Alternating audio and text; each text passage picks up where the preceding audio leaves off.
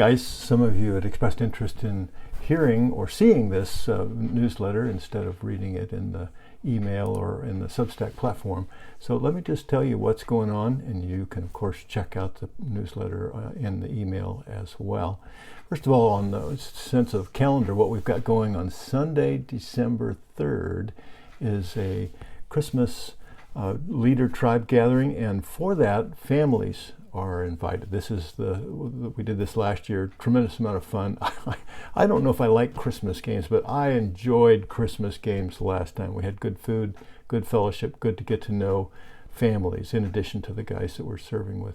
So this is 3 to 5 p.m. Sunday, December 3rd. Put it on your calendar if you would. And then on Saturday, January 20th is our next men's breakfast. And we've been doing this will be the 5th time. And what we're going to do is gather at Twin View Auditorium from 8 to 10.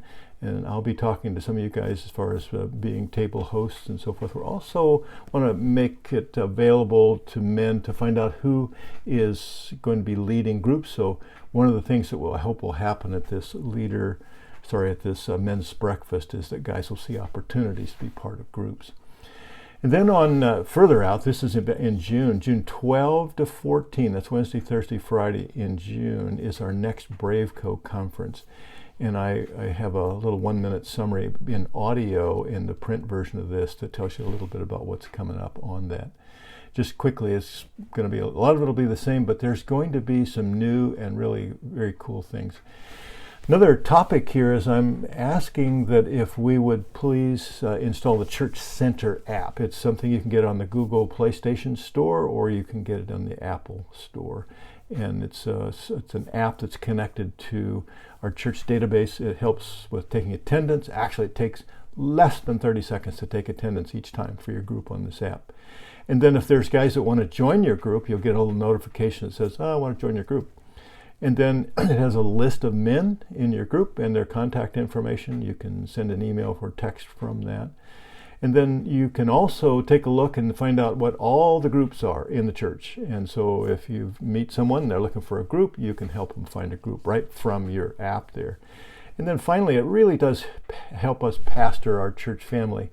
And leaders at all levels throughout the church can use this information. It's a way that we can better serve our church family. You can download the app for free on the Apple App Store, or the Google Play Store. And by the way, it really helps to have your membership rosters up to date. So you want to make sure also that notifications are set on that. We have a document for guys who are leading, those of us who are leading. It's called Men's Core Group's Leader Principles. It's just ideas that we've learned over the years about how to serve men well in our groups.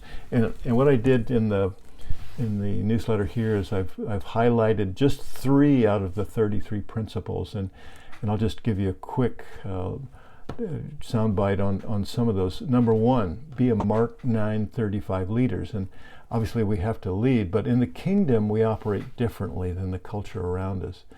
And so I suggest that we find out what Jesus means when he said, anyone who wants to be first must be the very last and the servant of all.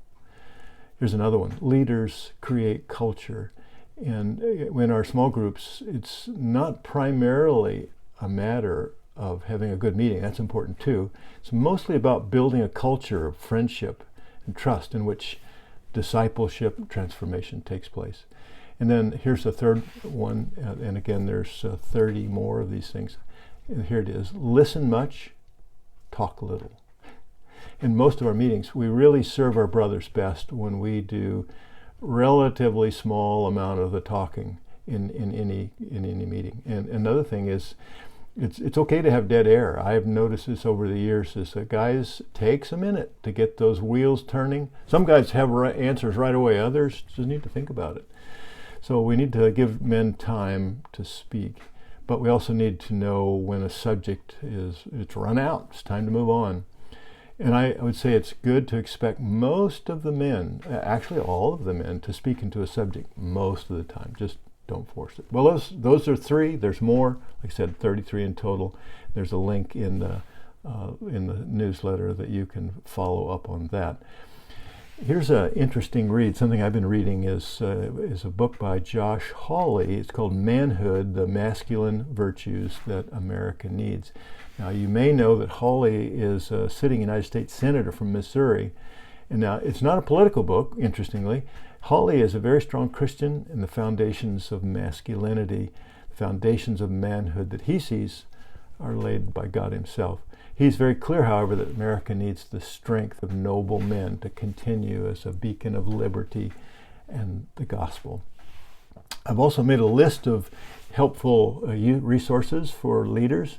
Listings of, here's a link to the listings so you can see what it looks like, your group and others, on the Bethel website.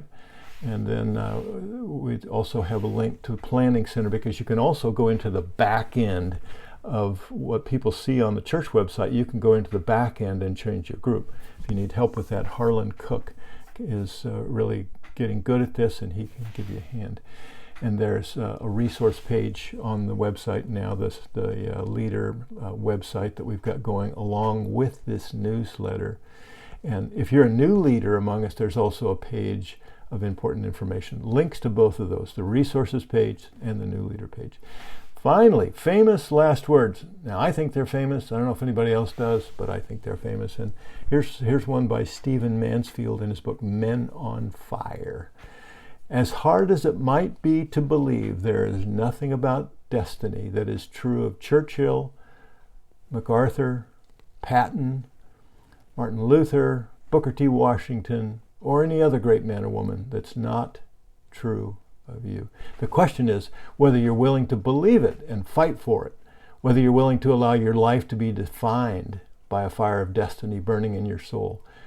Not an easy thing to believe. We're told the opposite by the voices of this world, by our failures, and even by our own laziness and irresponsibility. Again, that's from Men on Fire. Guys, that's it for this newsletter. I hope this is a useful way to do this. Talk to me if it is. If you like this, let me know, and it's not too hard to do, so I can continue it if it's a good way to do it. All right, that's it. See you later.